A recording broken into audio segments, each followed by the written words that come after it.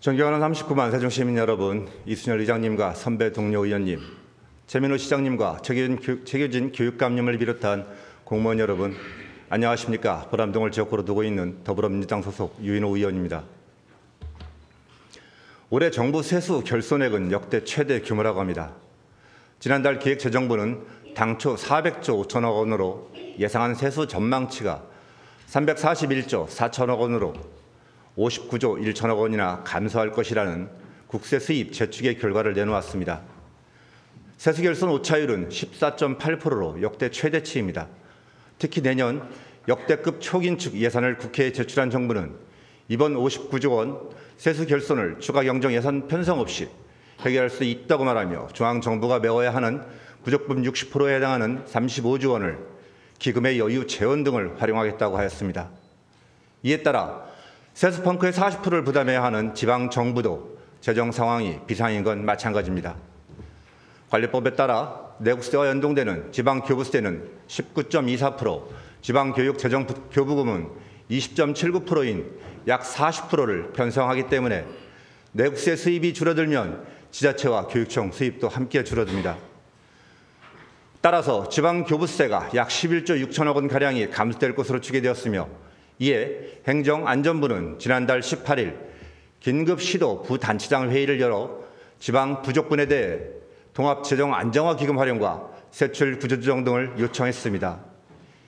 이러한 상황 속에서 우리 시는 지난 8월 16일 재정상황 점검 관련 간담회를 통해 의회 예산결산특별위원회에 시의 세수가 전년 대비 898억 원이 감소했다고 보고를 해왔습니다. 시에서는 많은 지표들이 세수 감소를 가리키고 있음에도 불구하고 올해 6월 2천억 원이 넘는 제1회 추경을 강행했습니다.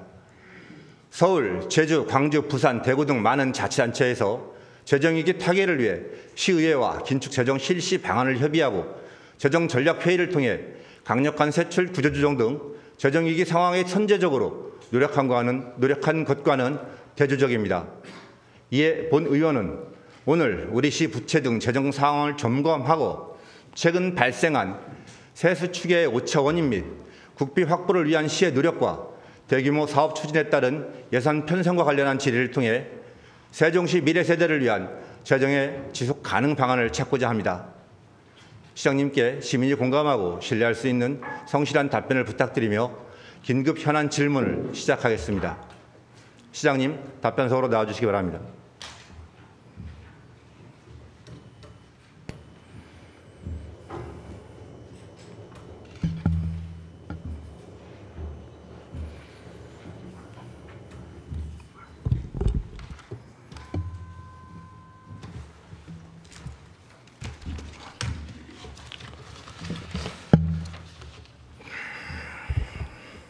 시장님, 반갑습니다. 네, 반갑습니다. 오늘 시장님께 질의를 드리면서 시장님이 재정에 대한 전반적인 흐름은 이해를 하고 계실 거라고 생각을 하고 있습니다. 다만 실무적인 부분, 세부적인 수치까지는 파악하고 계시는 게 제한적일 것 같아서 화면자를 활용하고자 준비를 했으니 이해를 돕는 데 도움이 됐으면 합니다. 네, 감사합니다. 시장님께서는 8월 29일 브리핑 자료를 통해서 내년도 정부 예산안에 우리 시 관련 주요 현안 사업이 다수 반영되었으며 정부의 긴축 재정 기조 속에서도 정부 예산 대비 8.9%로 증액된 예산이 반영되었다고 말씀을 하셨습니다. 세부적인 내용은 뒤에 질의를 드리기로 하고 먼저 하나 여쭙겠습니다. 정부의 긴축 재정 기조, 즉 재정 건전성 기조란 어떤 걸 의미를 하는지 설명을 좀 부탁드려도 되겠습니까? 근본적으로는 제가 좀 목감기를 걸려서 목소리가 불편하게 해서 미안합니다. 근본적으로는 세입 범위 내에서 세출을 편성 운영하는 것이겠죠. 그러나 세입 현황에 따라서는 거기에 따른 적절한 시민의 생활을 보장하고 재정을 생산적으로 운영하는 데 필요한 세출을 편성하는 것을 의미한다고 생각하고 있습니다. 네, 기본적으로 말씀을 하시는 부분들이 맞습니다. 결국은 수입과 지출의 어떤 균형, 이 적정성, 그리고 재정의 부담이 덜 가는 부분들이 건전한 재정을 이야기를 하는 부분인 거겠죠. 그렇죠. 네. 시장님, 작년 10월 20일 대전시청에서 열렸던 국정감사에서 우리시 재정과 관련해서도 말씀하신 게 있더라고요. 그래서 시장님이 재정 건전성에 대해서 많은 정책적 어떤 철학도 가지고 계시다고 생각을 하고 있습니다.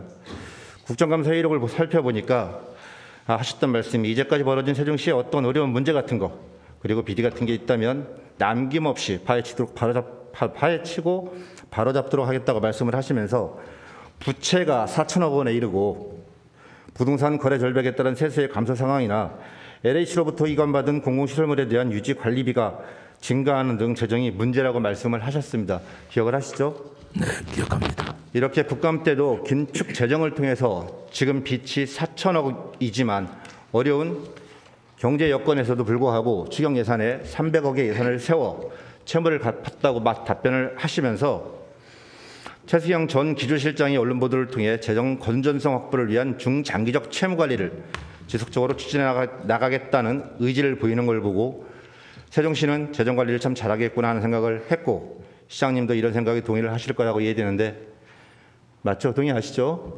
감사합니다. 네. 네, 시장님 하나 더 질의를 좀 드리도록 하겠습니다. 23년 9월 말 현재 세종시 부채가 얼마나 되는지 혹시 알고 계십니까? 네, 알고 있습니다. 23년도 9월 말 현재로 우리시 채무는 3,718억 원인데요. 이중 지역 개발 채권이 2,163억 원이고 그리고 외부 채무가 한 1,555억입니다. 네, 저희 말씀을 하시는 것처럼 지방재정법에서 이야기하는 부채는 그렇습니다. 자, 앞에 자료 화면 한번 좀 봐주실래요? 세종시 연도별 법정 채무 현황을 살펴보면 시장님께서 말씀하시는 대로 채무는 줄어들었습니다.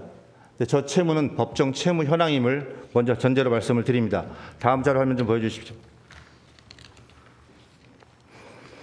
일반 회계의 부족분들을 통합재정안정화기금에서 빌려온 실질적인 채무까지 합하면 채무가 시정 사기 1년이 지났음에도 줄어들지 않고 오히려 증가를 했다고 보여집니다. 제2의 추경에서 활용한 841억 원까지 합하면 증가한 채무는 약 2천억이 넘습니다. 올해는 통합재정안정화기금을 사용을 하였고 이 기금 또한 시의 다른 여유 재원을 모아둔 것이라고 이야기를 하지만 앞 화면에서 보시는 바와 같이 이 재원 자체가 2년 거치 3년 동안 상환을 해야 할 금액이기 때문에 사실상 채무입니다. 그리고 자료 화면에서 보시듯이 매년 갚아야 하는 금액이 해마다 증가를 하고 내년에는 이자 포함 약 396억 원을 상환을 해야 합니다. 왜 이런 상황이 만들어지는지는 본 의원은 시장님이 정확하게 현황을 파악하고 계실 거라고 생각하고 있기에 어떠한 대안을 가지고 계시는지 그에 대한 답을 듣고자 몇 가지 질의를 좀 드리도록 하겠습니다. 시장님, 올해 제1회 추가 경정 예산 심사 전 5월 15일 기자 브리핑에서 우리시 취득세 등 지방세가 전년보다도 감소하고 있다고 말씀을 하셨습니다. 이 부분도 기억이 나시죠? 네, 납니다. 서울, 광주, 강원, 대구 등 타 지자체에서도 상반기 재정 전략 회의를 통해 강력한 세출 구조 조정을 강행하기로 했습니다. 이러한 상황에도 불구하고 시장님께서는 5월 브리핑에서 우리 세종시뿐만 아니라 국가의 수입 감소까지 언급을 하시면서 제1회 추가 경정 예산안을 편성을 했다고 말씀을 하셨습니다. 타 시도와 다르게 우리시는 5월, 6월 제1회 추경을 하면서도 지방세는 감하지 않고 공약과 관련한 신규 사업비 편성 등 확장 추경을 했습니다. 그 이유에 대한 답을 좀 들어볼 수 있겠습니까? 당시에 1회 추경을 할 때 확장 추경 예산을 편성한 게 아니고요. 본 예산 이후에 사정 변경이 발생한 세목들이 있었습니다. 예를 들어서 우리가 유대회를 앞두고 종합운동장 부지 매입이라든가 아니면 이제 최근에 다시 가동이 되는 걸로 합의가 됐습니다만은 스마트 국가산단 출자금 같은 것들은 이것은 저희들이 편성하지 않으면 안 될 필수 불가결한 사업이었습니다. 그리고 전기요금이나 공공요금과 같이 법정 경비 사업 위주로 추가 경정 예산을 편성하다 보니 외형적으로는 그게 더 늘어난 것처럼 보이지만 사실은 필요 불가피한 예산을 편성한 것이다 라고 말씀을 드리겠습니다. 네, 뭐 말씀하신 것처럼 필요 불가분한 부분을 했다고 말씀을 좀 해주셨는데 뒤에 추가적으로 뭐 오차 부분, 추계 오차 부분에 대해서 말씀을 좀 드리겠지만 결국은 사전에 본 예산에 수립을 하실 때 이런 부분들이 좀 덜 반영된 예측하지 못하고 진행했던 그런 어떤 이유가 좀 있지 않았나 생각이 들기는 합니다. 현재 제2의 추경 후 통합재정안정화기금 등 사용할 수 있는 가용 예산이 얼마 정도 남았는지 혹시 알고 계시는지 말씀 좀 해주시겠습니까? 이번에 추경이 통과되면 약 42억 정도가 남아있게 됩니다. 41억 정도 남아있죠? 네, 그렇습니다. 타 광역시도에서는 세출 예산 절감 계획을 수립을 하고 세출 구조 조정을 통해서 세수 결손 대응 등을 의 대책을 수립을 하고 있습니다. 자료 화면 좀 봐주시겠습니까? 우리 시는 앞에 보이는 자료 화면처럼 23년도에만 제2의 추경 840억 원을 포함을 해서 2,628억 원을 통합재정안정화기금에서 빌려와 사용을 했습니다. 세출의 부족분을 임시 방편으로 통합재정안정화기금으로 채운 거죠. 시장님, 이 시점에서 하나 좀 여쭤보겠습니다. 통합재정안정화기금 성격을 본 의원은 채무로 보는데 시장님 의견 어떠신지 답변 좀 부탁드리겠습니다. 정확하게 말씀드리면 법상 채무로 포함되지 않는 것으로 해석하고 있습니다. 기금관리기본법 제16조 그리고 행안부 집행면은 지방채무에 통합재정안정화기금을 지방채무로는 포함시키지 않는 걸로 하고 있고요. 그리고 통합재정안정화기금이라는 것은 목적 자체가 세수 결함이나 또는 급박한 또는 시급한 재정 수요가 생겼을 때 쓸 수 있도록 여유분을 남겨놓은 것이기 때문에 이것을 다른 데서 빌려온다라는 그런 성격하고는 좀 다른 것으로 이해를 해주시면 고맙겠습니다. 자체 재원이라고 보시는 거죠? 네. 자체 재원이라고 보시는 거죠? 어차피 다른 지역에 시장님 일반적으로 자체 재원인 경우엔 저희 자체 재원을 활용을 하고 뭐 불용 처리를 하기도 하지만은 그 과정 속에서 이자를 부담을 하거나 이러지는 않지 않습니까? 네. 저희가 채무라고 일반적으로 이야기를 할 때는 뭐 계약에 의한 채무, 계약에 의한 뭐 관계 속에서 뭐 이루어지는 부분들이 대부분이 한 것처럼 저희 사실 이 안정화 기금 통합재정 안정화 기금 같은 경우에도 조례 시행규칙에 심의위원회를 구성을 하고 이자를 부담을 할 수 있게끔 하고 이자를 또 납부를 해야 되는 상황들이거든요. 결국 이자를 납부를 하는 채권은 결국은 채무이지 않나라는 생각이 본 의원의 생각인데 그걸 채무로 보지 않으시면 그러면 나중에 원금만 그걸 갚습니까? 아니면 그 이자 부분은 다른 재원으로 처리를 하시는 건가요? 결국 시민들의 세금이지 않겠습니까? 그 또한 결국은 이자를 부담하는 것이 채무냐 아니냐의 문제로 생각을 하시는 것 같은데 법상으로는 이 채무 기금을 안정적으로 확보하기 위해서 이자를 부담하고 하는 것이고 쉽게 생각하면 예비비의 또 다른 변형이다 이렇게 생각해 주시면 어떨까요? 어쨌든 이자를 부담하기 때문에 채무적 성격이 있다라고 하는 말씀에는 저도 공감이 갑니다. 그러나 우리가 법적으로 따져야 될 문제에 있어서 이것은 지방 채무도 아니다라고 할 적에는 아니라고 답변드릴 수밖에 없습니다. 제가 여쭤봤던 부분들은 법정 그 채무 현황 기준을 가지고 채무로 보시느냐라고 여쭤봤던 부분이 아니고 실질적으로 저희가 재원을 활용함에 있어서 이 재원이 없었으면 결국은 지방채를 발행할 수밖에 없는 일반 회계를 집행을 하시면서 지방채를 발행할 수밖에 없는 상황이 되지 않았겠느냐는 부분을 말씀을 드리는 겁니다.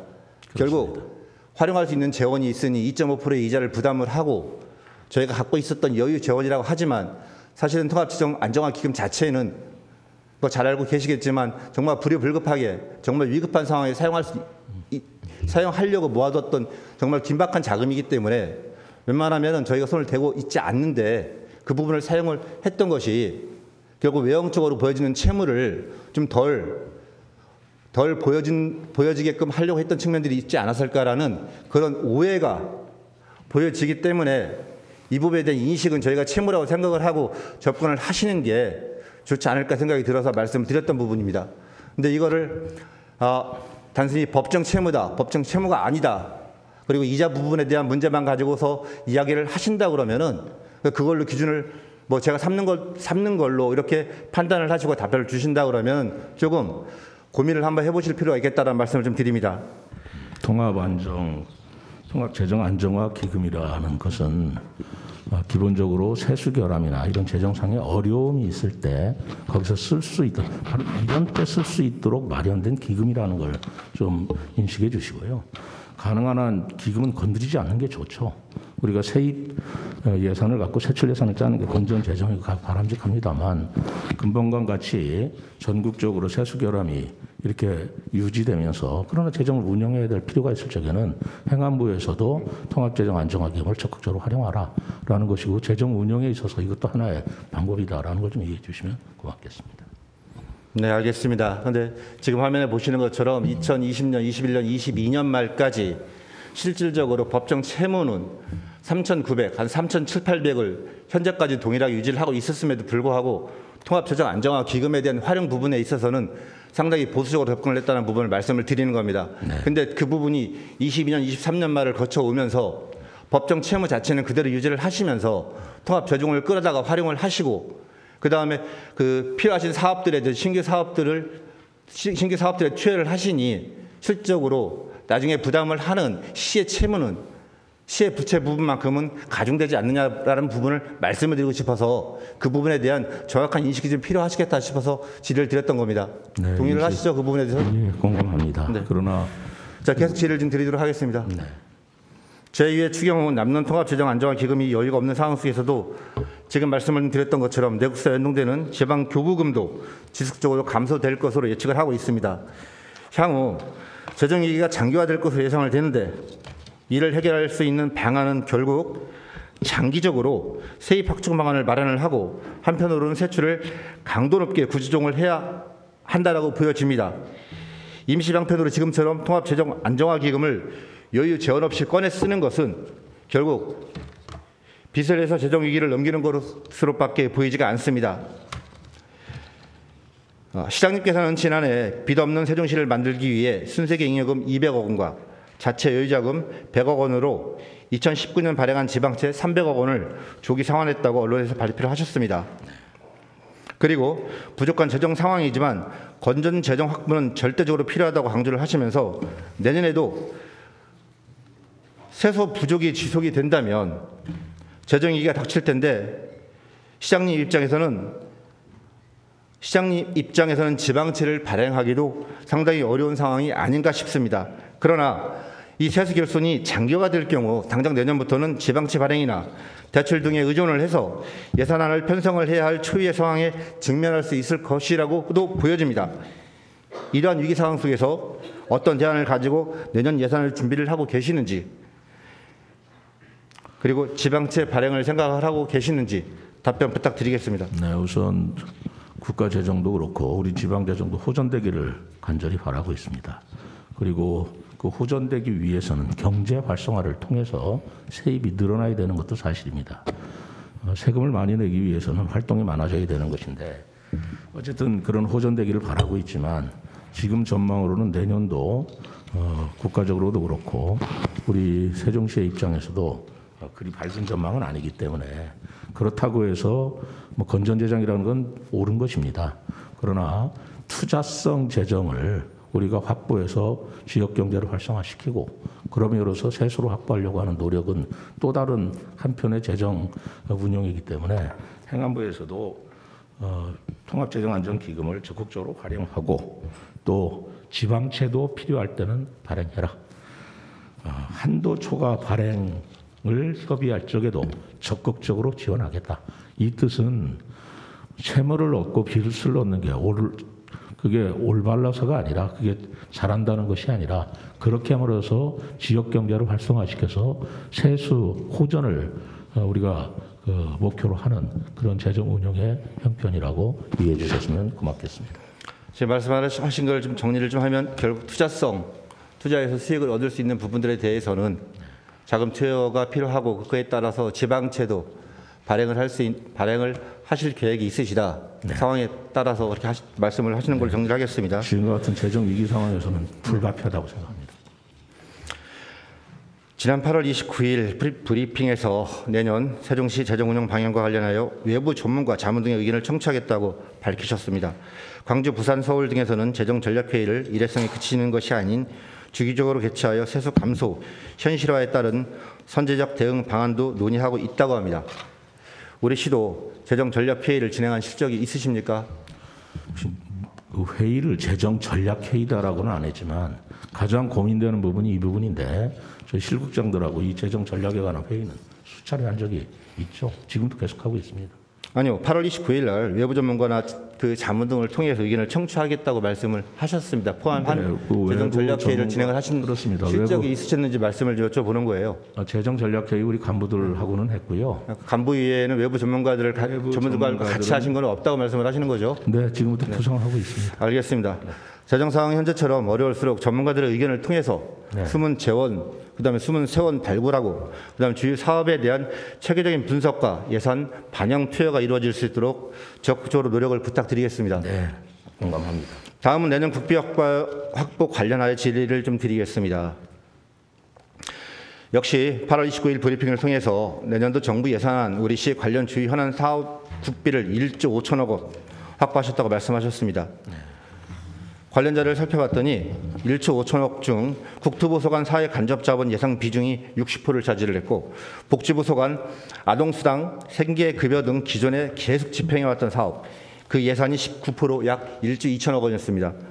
행복청 소관 예산은 9.4%로 1,420억 원이었습니다. 요 1조 5천억 원이 전체적으로 저희들 2조 한 2천억 저희 집행한 그 예산에 포함되는 건 같이 미싱되어지는 거죠. 별도가 아니고요. 그런데 브리핑을 하신 제목을 딱 보니까 시 예산을 충분히 확보를 했다. 재정적으로 부담이 없다. 뭐 이런 표현들이 시민들로 하여금 재정적인 부담감이 좀 적은 상황처럼 보여진 게 아닌가 싶어서 다시 한번 이 부분을 정확하게 하고자 말씀드렸습니다. 시장님, 지난 10월 3일 행정중심 복합도시건설청에 따르면 기획재정부와 행복청은 행복청 특별력의 현황화 방안에 대해서 잠정적으로 합의를 했다고 알려졌습니다. 이에 대해서 혹시 알고 계십니까? 잘 알고 있고요. 이 행복도시 특별회계 현행화 문제는 그래서 하루 이틀 작년 올해 얘기가 아니고 제가 2011년도 행복청장 할 때도 이미 문제가 됐었던 겁니다. 그러나 기재부하고 최종 합의됐거나 합의라는 말을 쓰기에는 좀 이른 지금도 계속 논의 중에 있다는 말씀을 드립니다. 알겠습니다. 잠시 모르는 분들을 이해를 돕고자 설명을 좀 드리면 2003년도 제정된 행복도시 특별법 제51조에는 정부 청사 등 공공건축물의 건축과 행복도시 광역교통시설 건설을 위해서 국가 예산에서 지출하는 금액을 8조 5천억 원을 초과할 수 없다라고 법률을 규정을 해놨습니다. 2003년도 불변 가격 기준으로 산정된 금액이 현재까지 이어져 오고 있다는 부분을 말씀을 드립니다. 현재 행특회계에는 특별법 제정과 함께 2006년도 설치된 후 현재까지 지난 8월 기준 전체 한도액 8조 5천억 원 중에 77.87%인 6조 6,190억 원이 집행이 됐고 남은 잔액은 1조 8,810억 원입니다. 20여 년이 지난 지금 화폐 가치 부분이나 물가 상승 부분이 고려되지 않은 금액이다 보니 행특회계 기준 금액 대비 집행률이 77%가 넘었으나 도시기반 조성에 따른 사업 부분은 그에 한참 못 미치는 상황이 만들어지고 있습니다. 그래서 이런 불리한 부분에 대한 개선 요구를 3대 의회 때도 최평석 전 의원이 5분 발언을 통해서도 발언을 했고 세종시 지역구에 있는 국회의원 2분도 끊임없이 현재도 요청을 좀 하고 있습니다. 다들 잘 알고 계시겠지만 세종의사당 타당성 조사 및 기본계획 수립 용역에 따르면 세종의사당 총 사업비는 기존 예측됐던 1조 4천억에서 3조 6천억으로 껑충 뛰었습니다. 또한 연내 기본계획이 확정될 대통령 제2집무실도 3,800억 이상 소요될 전망이라고 합니다. 의사당 건립에는 행특회가 사용되는데 현재 잔액이 1조 8천억밖에 남아있지 않기 때문에 행특회계 한도 징액이 시급합니다. 그나마 희망적인 건 홍성국 의원을 비롯한 지역구 국회의원들 노력과 물가 상승분에 대한 예산 증액의 필요성에 대한 전체적인 공감대, 그리고 세종국회의사당과 대통령 제2 집무실 건립 등으로 행특위가 최소한 7, 8조 증가된 15에서 16조 정도 증가할 것으로 예측이 되어지고 있습니다. 부탁을 드리는 건 세종시를 관할하고 있는 시에서도 결국 적극적으로 같이 노력을 해 주셔야 될 거라고 부탁 말씀을 좀 드립니다. 네, 당연합니다. 행특위 환도 증액 노력과 더불어서 행복청과의 소통 부분에 대해서도 질문을 좀 드리겠습니다.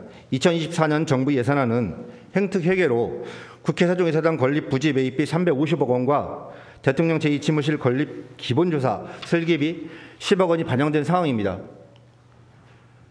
시장님, 24년도에 반영된 행특회계 1,420억 원, 이 중에 360억 원은 불변 가격 8조 5천억 원에 포함되지 않은 거죠? 이게 안타깝게도요. 네. 불변 가격에 포함됐습니다. 아, 그건 네, 360억. 회계 내용상 포함이 되어져 있는 거 애초에 설계 당시에 설계 당시에는 8조 5천억에는 이 부분이 들어가 있지 않은 부분을 말씀을 좀 드리는 거고요. 잊지 말아야 합니다. 네. 국회의사당이나 대통령 제2신문 예산은 행특회계 8조 5천억 내에서 지변할 부분이 아니라고 저도 생각하고 있고요. 그렇기 때문에 이 부분은 국회의사당을 짓는데 행복청에서 그 사업을 위탁하는지는 몰라도 예산은 직접 예산을 하든가 아니 국회 사무처나 또는 대통령실에서 직접 운영해야 될 망정 8조 5천억에 포함되어서는 안 된다라고 생각하는 게 제 소신이고요. 네, 예. 이건 제가 지금 질의를 드렸던 부분들 죄송합니다. 드렸던 부분들은 시장님이 약간 오해를 하신 것 같은데 애초에 8조 5천억에 네. 말씀을 하셨던 것처럼 네. 요 360억 원은 국회 세종의사당이나 제2집무실 같은 경우에는 계획이 없었기 때문에 이 8조 5천억을 설계할 때는 없었다라는 거죠. 예. 다만 이번에는 맞습니다. 예. 이번에 회계 1,420억 원 설계를 할 당시에는 이게 특별회계에 들어가 있습니다. 예. 하지만 들어가서는 안 되는 부분을 말씀을 드리는 거고요. 그걸 인지를 하고 계시는 것 같아서 다시 한번 말씀을 드렸습니다. 네. 결국 24년도에 반영된 행특계획 예산은 1,060억 원이라는 이야기입니다. 이 부분을만큼 빼고. 근데 매년 보시는 것처럼 3천억 원 이상 편성된 예산이 올해 들어 1,000억 원밖에 편성이 된 건 좀 부족하지 않나 싶어서 말씀을 드리는 거고요. 네. 물론 행특위계 예산 편성이나 집행은 행복청이 하는 거니 세종시가 결정할 수 있는 부분이 있는 건 아닙니다. 하지만 최초 도시계획 시점부터 많은 시간이 흐르고 새로운 도시공간 창출을 위한 행복청의 사업 개발을 위한 노력들도 필요하고 또한 주요 기반 시설들이 좀 더 빠르게 조성되어지면 도시 성장 측면이나 안정화 측면에서 도움이 되지 않겠습니까, 시장님? 그러면요. 결정 권한은 없더라도 의견은 개진을 할 수 있다고 보는데 매년 행복청과 소통을 하며 이런 부분들이 좀 개선되고 반영이 될 수 있도록 노력을 하고 계시는지 그 부분에 대한 답변을 좀 소통 정도의 문제가 아니고요. 네, 듣고 어차피 싶습니다. 행특계획으로 됐든 어쨌든 우리 세종시에 건립이 되고 시가 이관을 받아야 될 사업이기 때문에 예를 들어서 제2컨벤션 센터 시설이라든가 유네스코 글로벌 센터 이번에 반영이 안 돼서 안타까웠습니다만 적극적으로 이 행복청에서 올린 예산이라도 우리 시가 국회 차원에서 같이 노력을 하고 반영될 수 있도록 노력하고 있습니다. 네, 답변 감사합니다. 행복청의 존재 이유가 세종시의 효율적인 건설과 온전한 완성을 위함이라면 세종시 건설의 청신호를 다시 한번 밝힐 수 있도록 지금 이상으로 행복청과 긴밀히 소통을 해주시기를 부탁드리겠습니다. 네. 다음은 시의 대규모 사업 추진에 대한 질문을 좀 드리도록 하겠습니다. 최근에 비단강 급비 프로젝트 기본 구상 연구 용역 최종 보고가 있었던 걸로 알고 있습니다. 어떤 내용들의 결과물이 도출되었는지 짧게 시간상 짧게 답변을 좀 주시고 혹시 이게 24년도 본 예산에 마스터 플랜 용역 등 얼마를 편성할 예정이신지 이번에 유인호 의원님께서 같은 위원으로 활동하셨기 때문에 그 내용을 잘 아시리라고 보고요. 이 부분은 국비나 우리 지방 세종시 예산으로 투입해서 해결할 부분이 있고요. 많은 부분이 민자 유치를 통해서 해결해야 될 부분이 많이 있습니다. 그렇기 때문에 그 세종보가 내년도에 가동이 된다는 전제 하에서 하천 준설이라든가 치수 사업 또 그 친수 사업에 필요한 예산을 아직 세워둔다고 결정된 건 없습니다. 앞으로 의원님과 상의해서 이거는 내년도 예산에 반영하도록 하겠습니다. 일단 제가 위원회에 들어가 있다는 부분은 저도 좀 금시초문인데요. 저는 비단강 금비 프로젝트 관련돼서 내용을 보고 비축제였던가요? 네, 제가 지금 말씀드리는 건 비단강 급비 프로젝트라는 부분 다시 한번 말씀을 드리고요.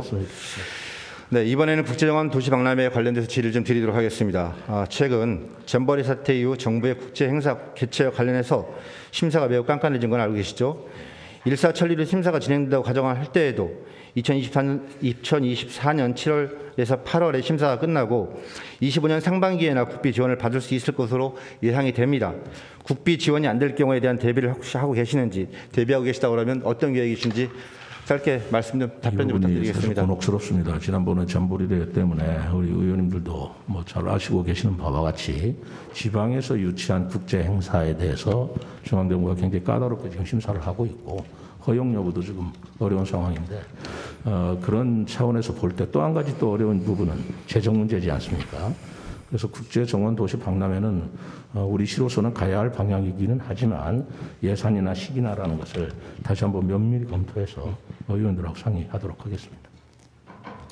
참고로 사업의 적정성 여부는 해당 상임위원회에서 논의를 할 거라고 보고 본인 의원은 예산 편성에 있어서의 그 시기성과 말씀하시는 그 재원 확보 방안에 대한 그 질의를 몇 가지 참고하고자 질의를 좀 드리고자 하겠습니다.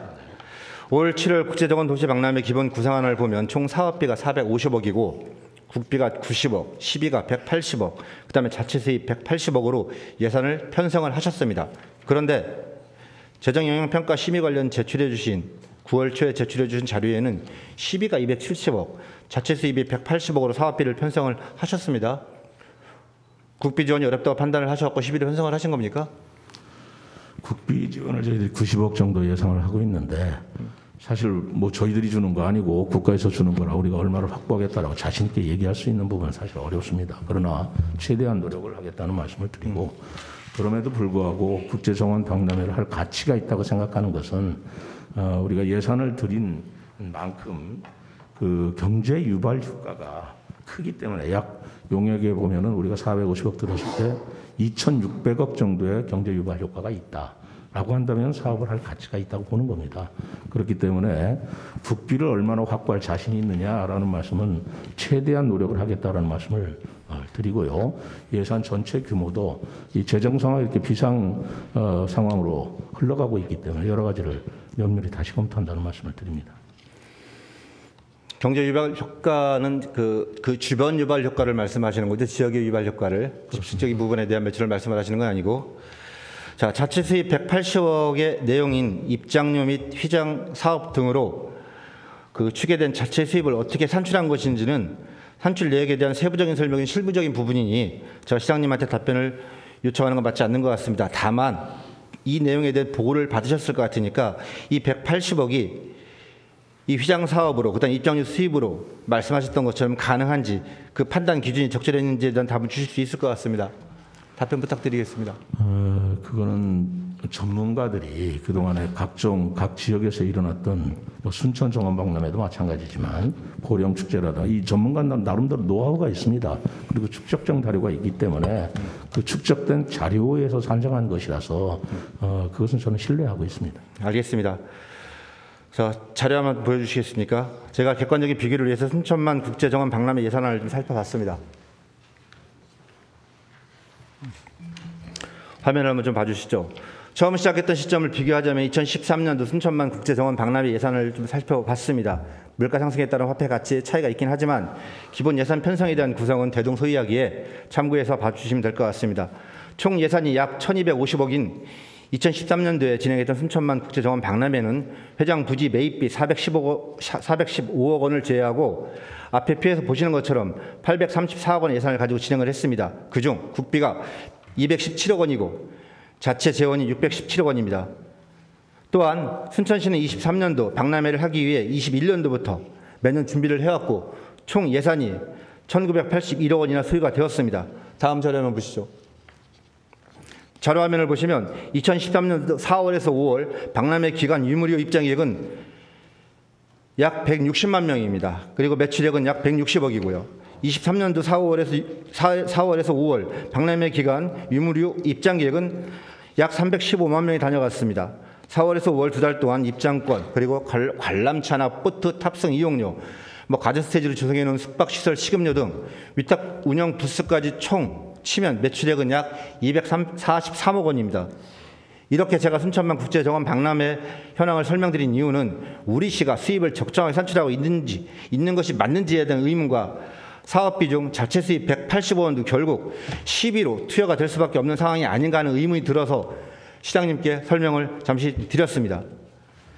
자, 다음 화면 하나 좀 저기 보여주시죠. 시장님, 현재 우리 시는 정원 박람회 추진을 위한 직접적인 사업 추진 이외에도 올해 CIB 국제정원 도시 인증을 위한 예산 투여를 했고, 그리고 앞에 자료 화면에서 보시는 것처럼 국제정원 도시 박람회와 관련하여 2024년도 동지역 소규모 주민수건 사업으로 정원조선 사업비가 4억 3천만 원이나 편성이 되어져 있습니다. 여기에 현재 지금 출장가 있는 경제부 시장의 국제정원 도시 박람회 관련 토론회 참석차 해외 컨퍼런스에 좀 참여를 하고 있는데, 이렇게 정원 박람회를 위해서 직간접적으로 투여가 되어지는 비용이 상당히 많아 보입니다. 결국 450억 원 직접 사업비 이외에도 간접적으로 많은 예산이 소요되고 허리띠를 졸라매야 할 현 상황에서 무리하게 사업을 진행하는 게 아닌가 하는 아쉬움과 시장님이 말씀하셨던 재정 건전성의 기조와도 부합되는 게 하는, 이런 부합되는 게 맞는가 하는 의구심이 듭니다. 시장님, 아까 시기를 조정을 하시겠다고 말씀을 하셨는데, 이 재정 충격 최소화를 위해서 신규 사업 및 대규모 투자 사업에 관해서 투자의 규모도 좀 조정할 생각은 혹시 없으십니까? 투자 규모 조정하는 게 어려운 게 아니고요. 어느 정도 투자해서 어느 정도 그 수익이 있느냐, 효과가 있느냐, 경제 유발 효과가 있느냐라고 나는 그게 중요하다고 생각합니다. 투자를 아무리 적게 해도 거기에 따른 반대급부가 없으면 해서는 안 되는 것이고, 투자로 과감하게 하더라도 반대급부가 크다면 할 가치가 있다고 보는 것인데요. 그런 것들을 좀 면밀히 따져보겠다는 것이고요. 순천 정원 박람회하고 우리 세종시 정원도시 박람회와는 근본적으로 틀린 게 많습니다. 그래서 순천은 6개월 동안 하는 장기 박람회고, 저희들이 지금 생각하고 있는 정원도시 박람회는 약 한 달 남짓 짧은 기간에 하는 그런 박람회입니다. 그리고 순천은 지리적으로도 우리나라의 남쪽에 치우쳐져 있고, 세종시는 국토의 중앙부에 있기 때문에 그 관람객이라든가 하는 것들을 추산하는 경우가 많이 다릅니다. 그렇기 때문에 이번에 우리 축제하는데 4일간에 20만 명이 왔다 가지 않았습니까? 한 달 동안에 180명이 우리 세종시에 우리가 유치할 수 있다라는 것이 그리 무리한 계획은 저는 아니라고 생각합니다. 네. 그렇기 때문에 이 부분은 저희들이 좀 더 면밀히 보지만, 아까 말씀드린 대로 잼버리 대회 이후 그리고 재정 상황이 지금 어려운 상황이기 때문에 그걸 종합적으로 검토해서 이것도 검토하겠다는 말씀을 드립니다. 네, 말씀하신 것 중에 말씀하신 대로 지역의 특수성 때문에 사실 근접하기가 쉽지가 않습니다. 순천 같은 경우에는. 대신 그 아까 생산 유발 효과 말씀을 하셨지만, 결국은 거리가 먼 만큼 숙박이나 기타 주변 시설들, 주변 그 상가들도 활용을 할 수밖에 없기 때문에 결국은 생산 유발 효과가 거기서 생기는 것보다 저희 세종에서 생기는 거하고는 좀 다른 측면이 있지 않을까라는 생각이 들기도 합니다. 저희 세종은 다르다는 말씀입니다. 네, 세종은 그런 부분들에서 좀 취약한 부분들이 있기 때문에 생각을 하셨던 것처럼 생산 유발 효과가 그렇게 경제적 가치가 크지 않을 수 있다라는 부분을 좀 말씀을 드리는 겁니다. 시장님, 네, 장시간 답변 잘 들었습니다. 수고 많으셨습니다. 감사합니다. 자리로 돌아가 주시기 바랍니다.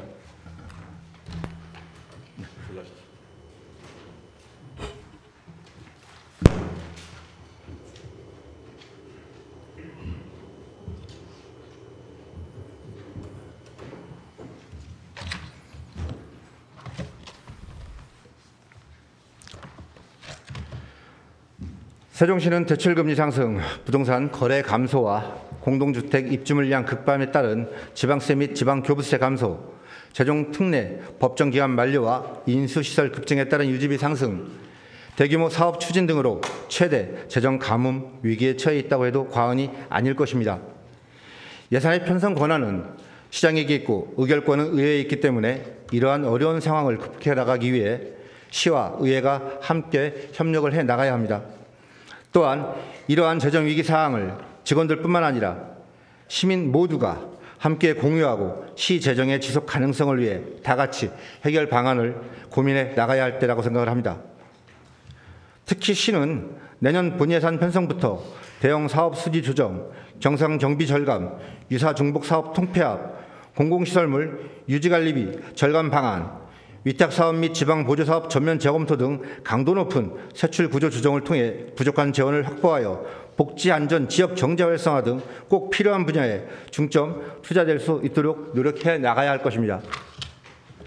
또한 2030년 세종시 완성까지 우리 시 재정 건전성을 유지하기 위해 계획성 있는 부채 관리와 경제 변동에 유연하게 대처할 수 있는 재정 탄력성 확보가 무엇보다 중요하다 할 수 있겠습니다. 우리 시 미래 세대를 위한 책임을 끝까지 다해 주실 것을 다시 한번 간곡히 요청드리며 긴급 현안 질의를 마치겠습니다. 끝까지 경청해 주셔서 감사합니다.